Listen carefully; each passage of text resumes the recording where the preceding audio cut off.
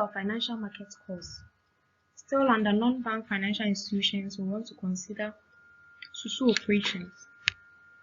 So by the end of this session, you should be able to explain the concepts of SUSU operations in Ghana, as well as discuss the benefits and challenges of SUSU operations in Ghana.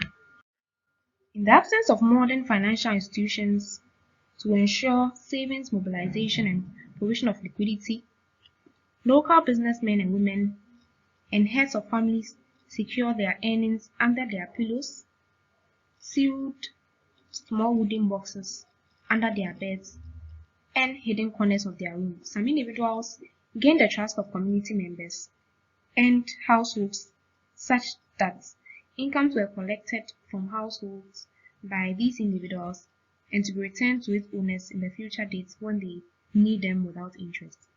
So these individuals were normally merchants or traders.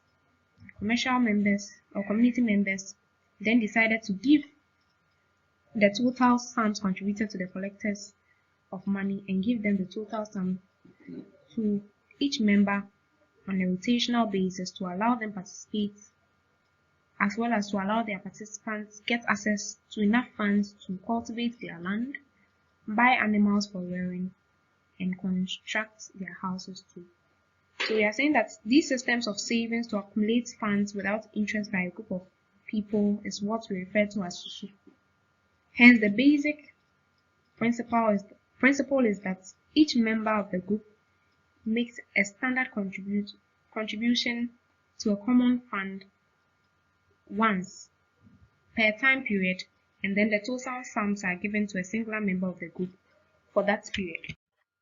So some of the importance of the SUSU scheme is that it provides many Ghanaians access to credit and also encourages the saving habits or the saving culture among the youth.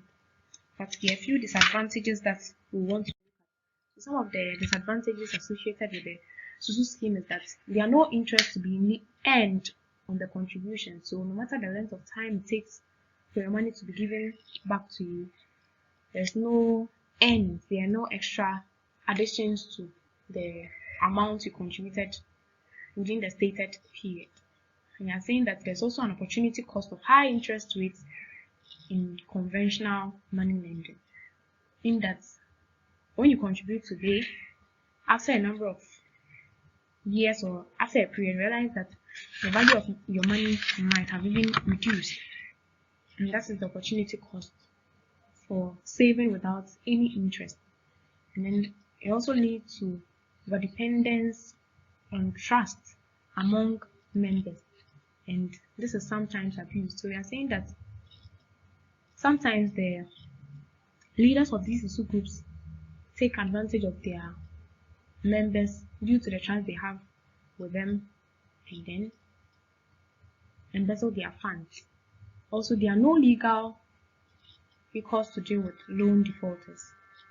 So here we are saying that there are times that we gather all the money to a particular person, and the person ends up not paying the loan. And since it's a traditional way of mobilizing funds, there are no legal terms to deal with all these forms of defaults on the loan. And the last disadvantage is that since it is done in communities and rural settings, the amounts that are contributed are limited. They may not be enough for a person to engage in his or her activities. The person may rather want to fall on other sources of funds to engage in his or her business. All too soon we've come to the end of this session, and here we've learned about the SUSU operation, some of the advantages and disadvantages, as well as the earliest form of SUSU operations in the country. Thank you for your attention, and see you on our next session. Bye.